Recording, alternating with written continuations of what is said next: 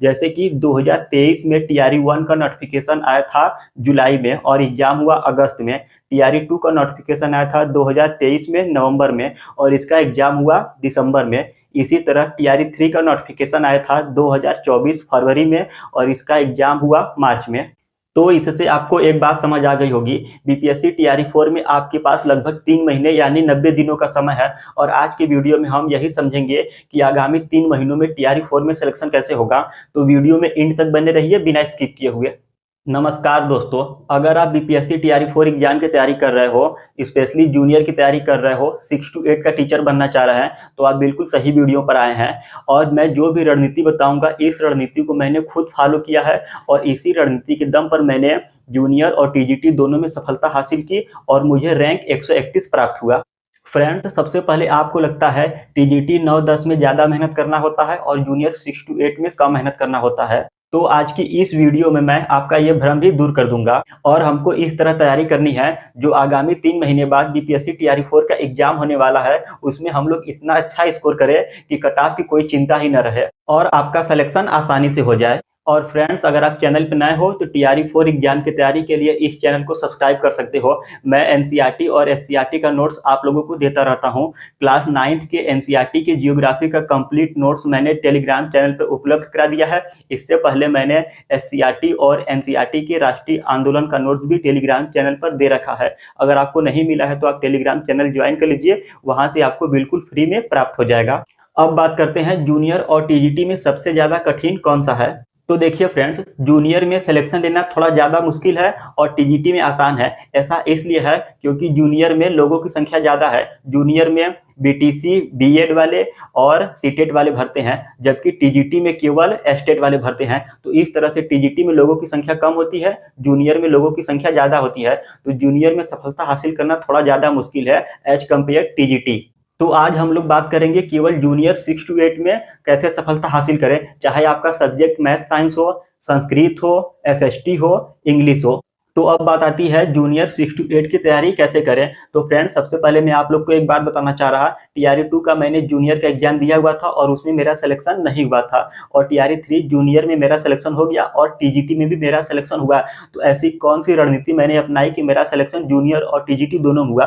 तो देखिए friends, TRE 2 में मैंने प्रीवियस ईयर के क्वेश्चंस को एनालिसिस नहीं किया और जब टीआरई 3 का फॉर्म भरा था तो मैंने सभी टीआरई 1, टीआरई 2 के क्वेश्चन पेपर को अपने साथ लेकर बैठा और जो क्वेश्चन पेपर नहीं था उसको मैंने मार्केट से प्रिंट आउट करा के अपने पास रख लिया। तो जब मैंने टीआरई 1, टीआरई 2 के क्वेश्चन पेपर को एनालिसिस किया तो मुझे एक बात पता चली कि टीआरई 3 में सफलता लेने के लिए एनसीईआरटी और एससीईआरटी पढ़ना बहुत ज़्यादा जरूरी है, क्योंकि वहाँ से क्वेश्चन पूछे जाते हैं।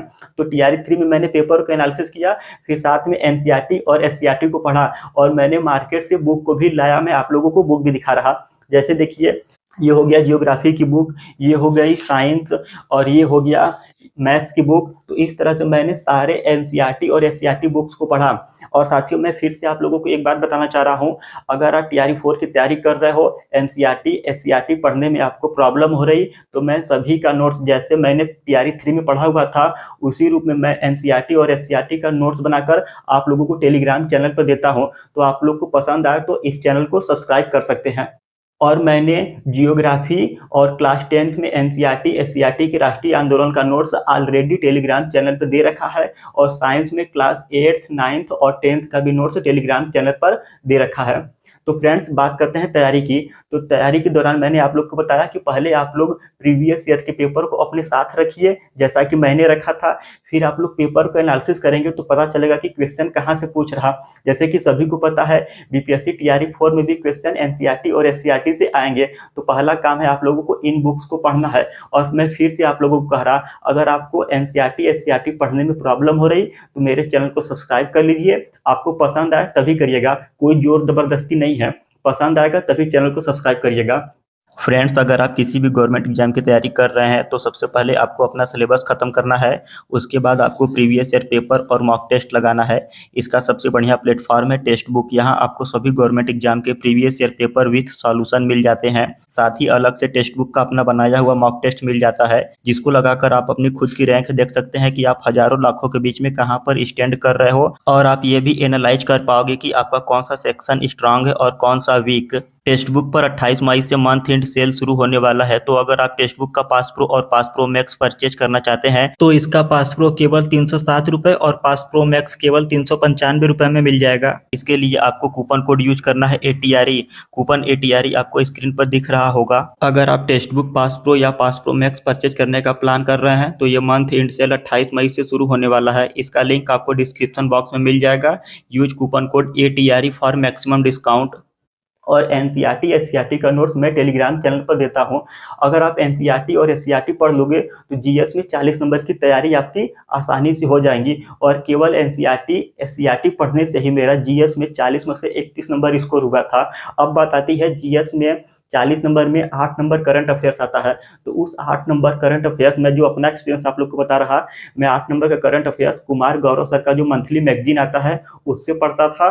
और उस मैगजीन से 8 में से 7 क्वेश्चन जूनियर में और 8 में से 6 क्वेश्चन TGT में फंसे हुए थे, जो कि बहुत ही ज़्यादा होता है करंट अफेयर्स का इतना ज़्यादा क्वेश्चन फंसना। तो आप लोग करंट अफेयर्स के लिए कुमार गौरव सर का मंथली वाला मैगजीन फॉलो कर सकते हैं और बाकी सभी सब्जेक्ट के लिए NCERT SCERT देख सकते हैं।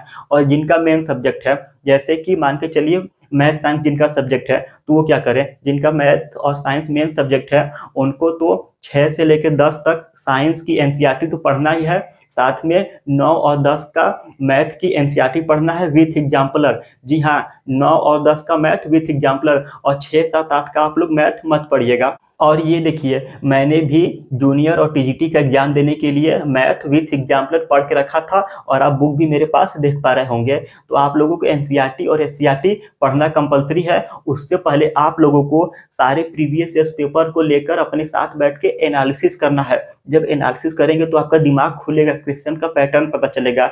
तो मैं आप लोगों से रिक्वेस्ट कर रहा, तैयारी करने से पहले अपने प्रीवियस ईयर के पेपर को एनालिसिस करिए, बाद में NCERT पढ़िए।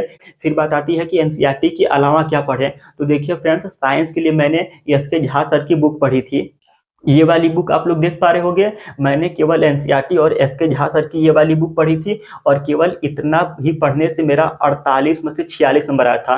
साइंस में पूरे 48 में से 46 नंबर मेरा स्कोर हुआ था इस बुक को पढ़ने से और NCERT पढ़ने से।